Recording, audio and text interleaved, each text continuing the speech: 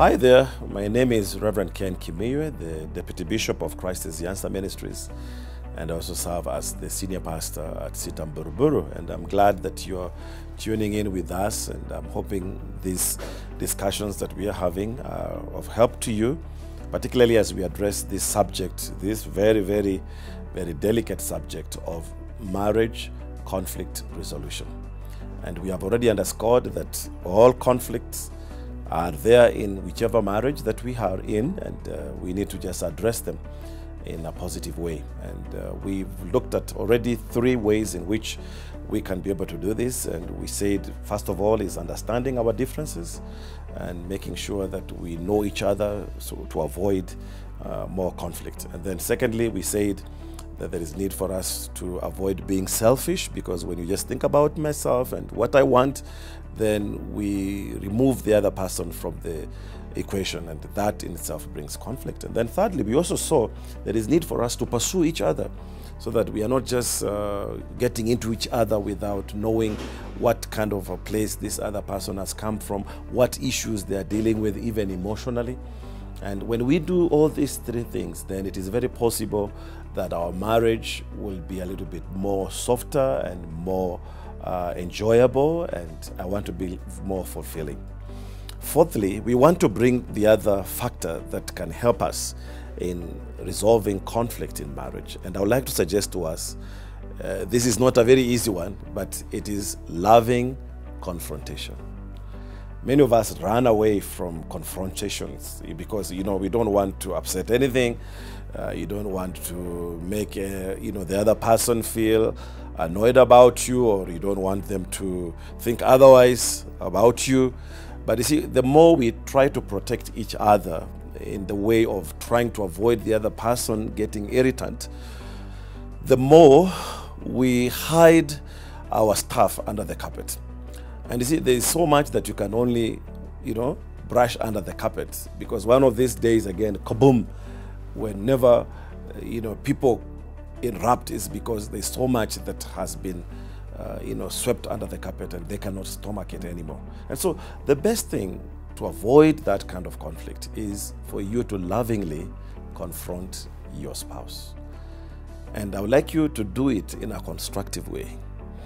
I would suggest 3 things. Number 1 is that you find the right time in which you can be able to do this. As I've already mentioned, don't put your spouse on spot in the wrong place. Like, for example, in public, or in the full view of children, for those of us who have children, or other people that we may be staying with.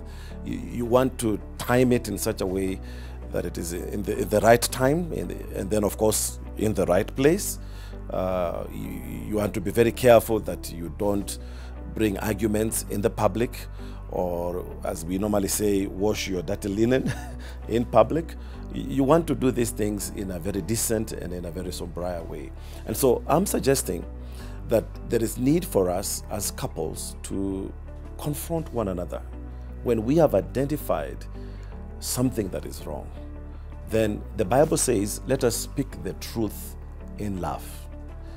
And lovingly, we are able to bring our spouse or our partner to know that when they did this, you did not like it. Or when they went to this other place, you are very uncomfortable.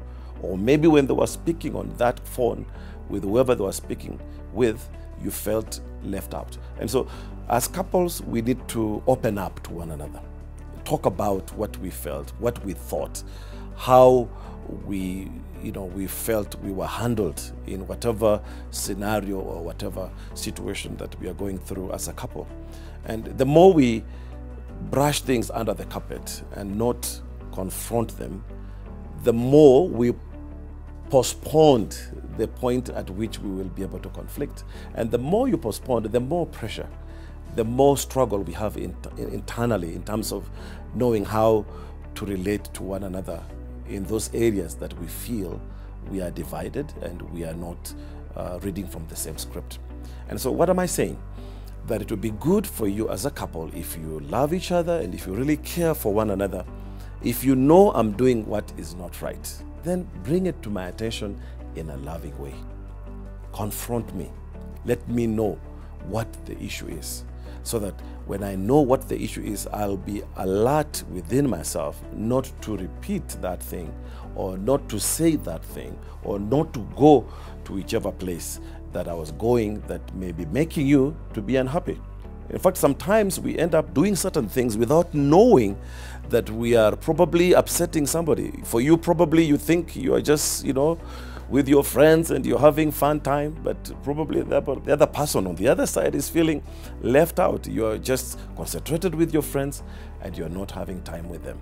And probably you had gone out to be together with them in whatever function that you are going for. So what we are saying is there is need for us as couples to confront each other in those areas where we feel things are not right. And I pray that that will be your case, and that will be the way in which you'll resolve conflict in your marriage. In case you need us to help you in prayer, or even answer more questions or clarify anything, feel free to get in touch with us on Instagram, on YouTube, on Facebook, and WhatsApp, and we are here for you. God bless you, and I pray that you'll have a loving confrontational marriage.